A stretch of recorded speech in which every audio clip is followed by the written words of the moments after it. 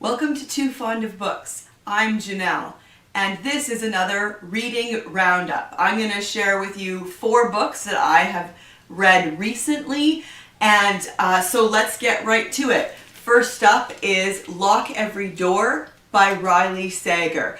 And I've just discovered this author. I've read one other of his books. I read Final Girls in January, and so I saw this initially at the library. It was in the popular picks section. They have out a section of new releases, and you can take them out for a shorter period of time and you can't renew them.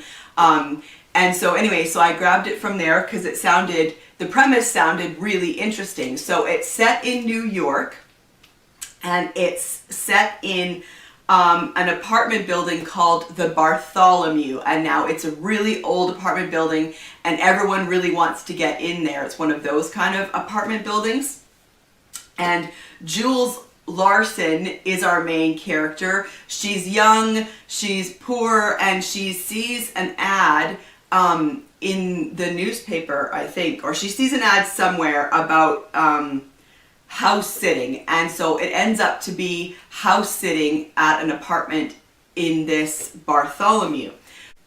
I'm going to read the description. No visitors, no nights spent away from the apartment, no disturbing the other residents, all of whom are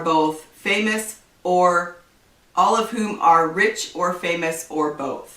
These are the only rules for Jules Larson's new job as an apartment sitter at the Bartholomew, one of Manhattan's most glamorous and secretive buildings. Recently heartbroken and just plain broke, Jules is captivated by the splendor of her surroundings and accepts the terms, ready to leave her past life behind. As she gets to know the residents and staff of the Bartholomew, Jules finds herself drawn to a fellow apartment sitter, Ingrid, who comfortingly reminds her of her sister who vanished 8 years ago. When Ingrid confides that the Bartholomew is not what it seems and that the dark history hidden beneath its gleaming facade is starting to frighten her, Jules brushes it off as a harmless ghost story, until the next day when Ingrid disappears. Searching for the truth about Ingrid's disappearance, Jules digs deeper into the Bartholomew's sordid past and the mysteries kept within its walls. What she discovers pits Jules against the clock as she races to unmask a killer, expose the building's hidden secrets, and escape a dream apartment that has quickly turned into a nightmare. So that premise sounded really interesting to me. The other thing that I really liked was that the whole book takes place in 6 days. And so every chapter will have, it starts 6 days earlier, 5 days earlier. So it really helps the mounting tension, I think, to have it in such a short space of time. I thought the book did that really well, the mounting tension and the fear for the safety of Jules in this apartment. I thought it was believable that she would accept this job as an apartment sitter. It was good money, and she was poor, and so that do this job as an apartment sitter, and I think it was for like 3 months or something, and she got paid an insane amount of money for it, and I found that kind of believable. And so yeah, I really enjoyed this book. It started to go in a direction that had me worried and thinking, oh, if that's where it goes, I'm not really going to like this book anymore. I was a bit disappointed, but it turned and it went in a different direction. And so I actually found this a really enjoyable read, and I gave it 4 stars. Next up is Death in Captivity by Michael Gilbert. Now, this is one of the British Library Crime Classics series. I love these books. They are reprinting books from kind of the golden age of detective fiction that have been out of print for a long time. And so these are a fantastic series of books, and I had never read anything by Michael Gilbert before. The other reason why I love this series is these covers. These covers are so fantastic. So this one caught my attention because it says it's a Second World War mystery. Now, it was only published in 1952, and so I thought it was very interesting to read a World War II story so close after the actual events of the war. And this was really good. And again, when I read the premise, it sucked me in because I had never read a mystery with this premise, and it was so unique and interesting.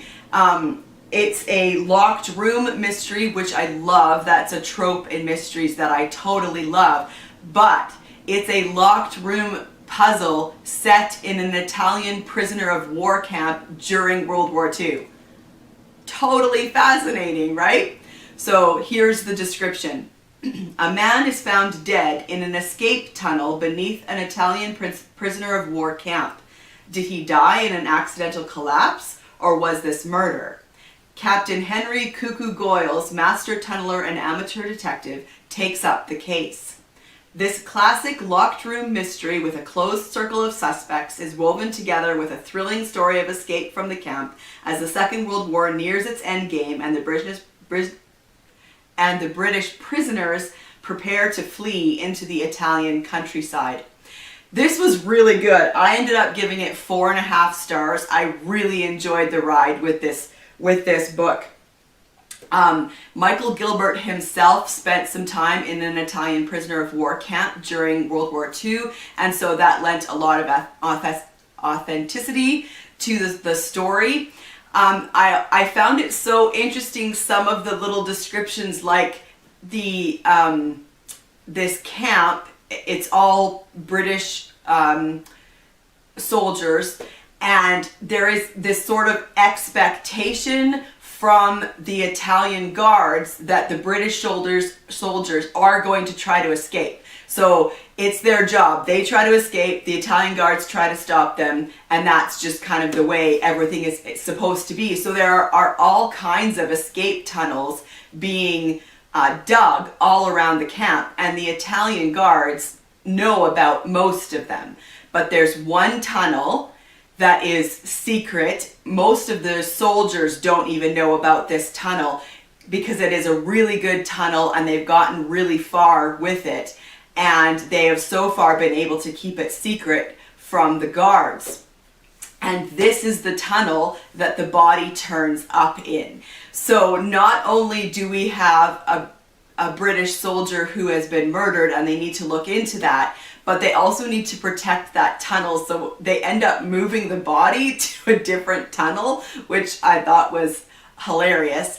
But anyway, so it was really good. It was a fun adventure story, but it was also a really good mystery. So I highly, highly can recommend Michael Gilbert's Death in Captivity.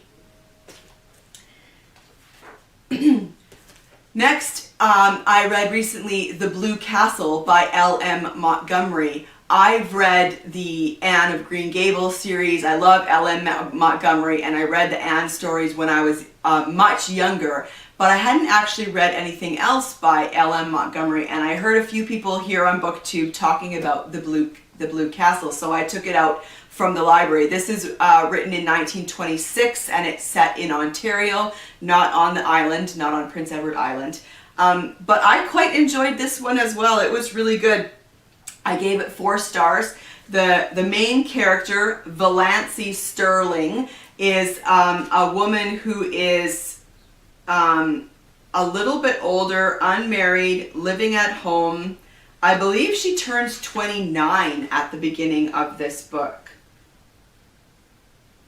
Yeah, she turns 29, so she lives with her mother and her aunt, and is kind of just bored with life and her family and wants more. And so she dreams of her blue castle, which is, I think, in Spain, but she daydreams about another life and an adventure in her life. And then she gets a letter from her doctor after she visits her doctor that changes everything for her. There's a health issue that changes everything for her, and it's a really good story. I like her. She's spunky and determined, and yeah, it was a quick read but really enjoyable. I can recommend The Blue Castle by L.M. Montgomery. And then finally, I'm going to share a DNF with you. I didn't finish this book, Claire's Last Secret by Marty Ambrose. Marty Ambrose. So this one looked interesting to me. It was just one of those finds where you're kind of browsing in the library and it just caught my attention. It's a historical mystery, so again, those are my favorites, so it piqued my interest.